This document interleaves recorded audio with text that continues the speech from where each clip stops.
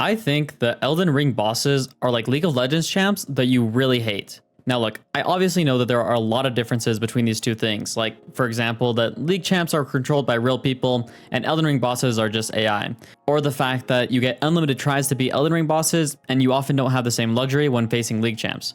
But hear me out because I really think that there's something here. If you don't play Elden Ring or have never seen it, I was one of you very recently, so don't worry about that. But really all you need to know is how the bosses kind of work. You basically go in and you're in this 1v1 and each boss will have like a set of attacks that matches their theme. Now the scope and the strength of these attacks and abilities are varied on how strong the boss is and how deep into the game you are, of course. But at the end of the day, what you really need to understand is that once you can break down and understand the boss and their attacks, then that's when you'll be able to defeat them. Since each boss is limited to a specific set of attacks, you can kind of predict and then get used to their attack patterns and be able to learn how to dodge them, when to strike, when to back up, and play into the ebb and flow of the fight. Now, in that same line, let's think about League of Legends champions.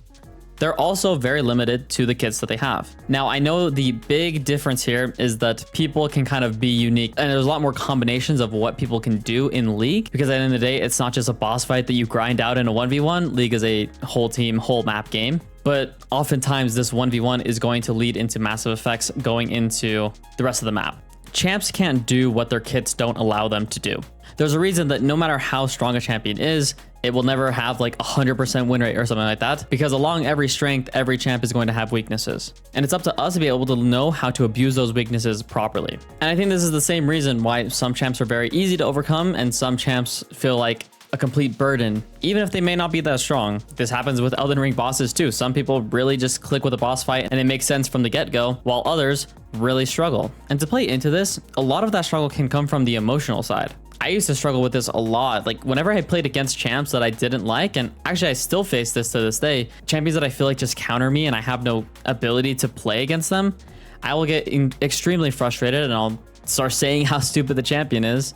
And it just leads to even worse ability to play. I was doing this against Elden Ring bosses in the exact same way, and this is what made me realize this. I'd go in confident, I'd start, trying to figure out the attack patterns, whatever, and eventually I'd just run in, get hit by some stupid ability that I thought was like uncounterable, and then I would just get over and over destroyed by the same thing. And it'd be so frustrating, but instead of like being objective about it, like relaxing for a second and going back in, I would just go in and I'd start panicking over and over again. Run in, die, try to dodge, doesn't work out. I'd get a little bit of an advantage and then boom, I throw it all away. And then once I realized, okay, let's just be a little bit more lax, I went into the boss fight trying to understand the attack patterns. And once I really paid attention to, okay, it's 2 swings here and then a delayed one, or this is like the movement that I know causes the attack, or whatever specific it is. Once I went in with that idea of like, okay, let's just take this time to understand what the boss is doing so that I know how to effectively fight back. That was when I was able to stop panicking, stop being emotional, and then it got me a lot of success. And guess what? You can do the exact same thing with League champs. If you're getting hit by an ability over and over again, figure out what you're doing that's letting them land that ability, or figure out why they're throwing that ability at that time. If you feel like they're uncounterable and they're always like making roams happen or winning team fights, figure out if you understand their reference points. Are you properly playing to those reference points, trying to shut them down? Are you playing into what they want? These are the questions that you got to be asking yourself if you feel like the champion doesn't have any counterplay. I'll give you an example that I had with Kassadin. Kassadin was my most hated champ for basically ever. I never played any AD champions. I thought Kassadin was stupid OP. I felt like its scaling was insane, but then I would always lose lane to it anyways.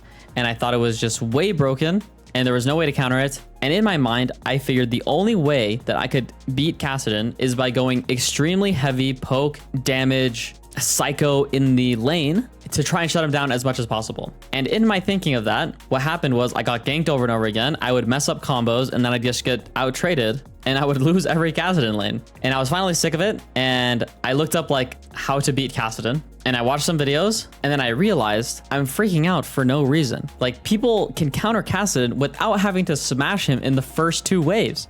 Crazy. Like this was just never coming across my mind because I was so emotional every time Kassadin got locked in that I couldn't realize like, oh, it's not that big of a deal if Kassadin is alive after wave 2. And now I don't freak out at all when there's a Kassadin. Like, I think the pick is just useless. I don't worry about killing it over and over again. All I think about is using my wave clear advantage, playing with my jungler, making roams happen, bouncing waves off his tower, and making him struggle to get CS. And even if he gets into the mid game relatively even, I don't care that much because I know how to shut him down in a team fight.